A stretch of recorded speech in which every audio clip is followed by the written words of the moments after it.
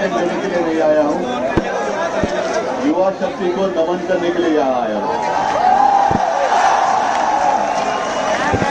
राजनीति में तो संघर्ष रोजचा होता है, लेकिन कभी कभी ऐसे लगने लगता है कि हम किसके लिए लड़े। लेकिन आज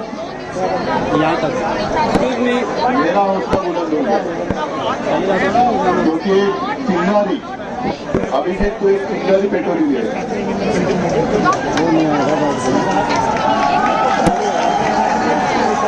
और ये चिंगारी ऐसे बोलने वाली नहीं है, हम नहीं बोलने देंगे। पहले तो मुझे ऐसे लगता था कि यहाँ मुझे आने की कोई आवश्यकता नहीं लगेगी। सरकार ऐसे हमें लग रहा था। मोबाइल ले रखा है अभी, ठीक है। लेकिन शायद आजादी के बाद पहली बार हम देख रहे हैं, अनुभव कर रहे हैं कि ऐसी सरकार जो अपने भविष्य पर लाठियां चलाती है। आप सिर्फ युवा नहीं हो, आप इस देश का भविष्य हो।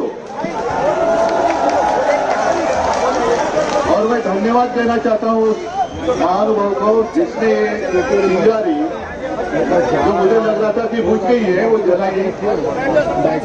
कौन है महानुभव? सोनम सर बाद में आए। पहले जिसने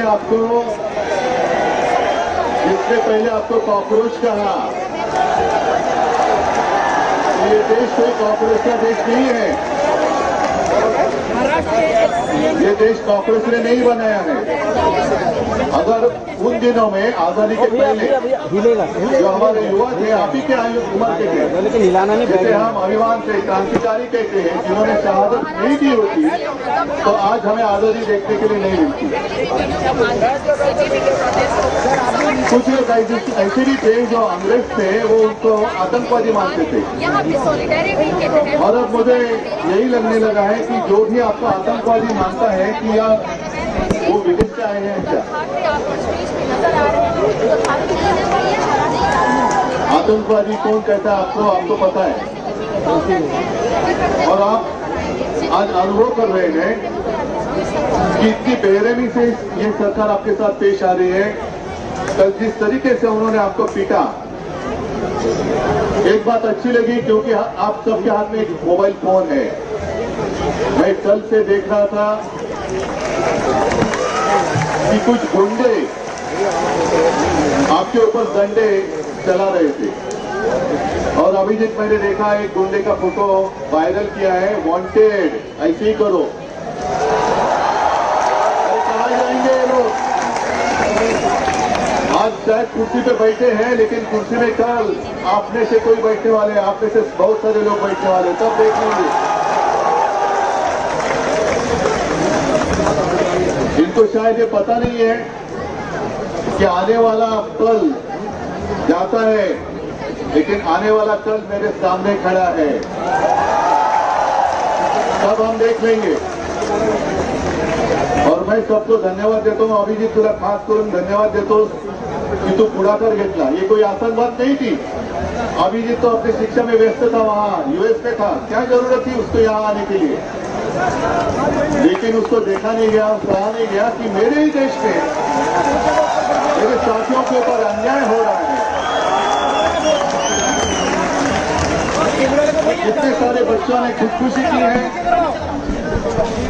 मुझे लगता है यहाँ उसकी फोटो लगाई गई। वो एक गाना है ना, वो हमेशा याद रखो, जरा याद करो कुर्बानी।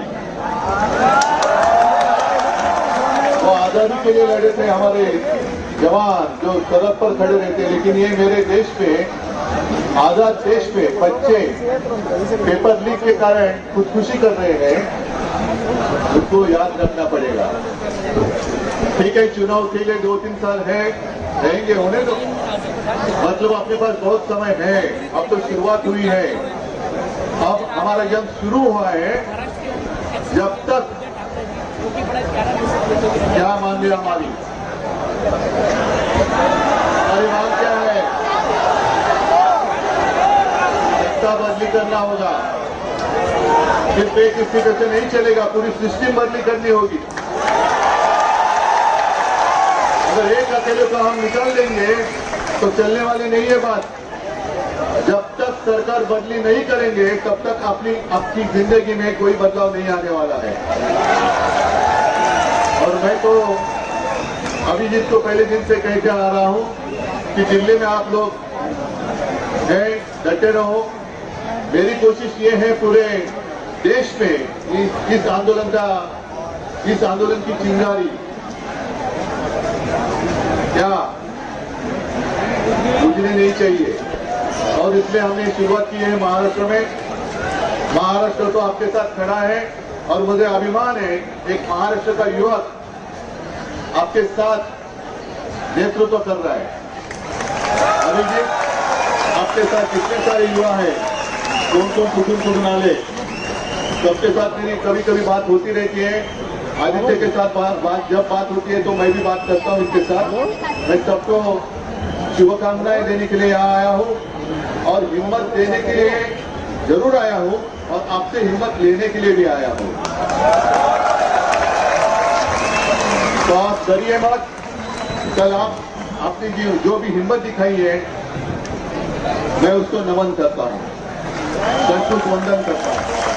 और हम सब साथ हैं और शायद बहुत सालों के बाद जो हमारा देश का बंटवारा करना चाहते थे बीच में मजहब की दीवार खड़ी कर आज वो सारी दीवारें टूट गई है और राष्ट्र की ताकत, हर राष्ट्र की भावना हमारी एक है। वन नेशन वन इमोशन, सबकी भावना एक है और उस भावना के साथ हम आपके साथ हैं, रहेंगे और अंत तक लड़ेंगे। सबको धन्यवाद। जय हिंद। जय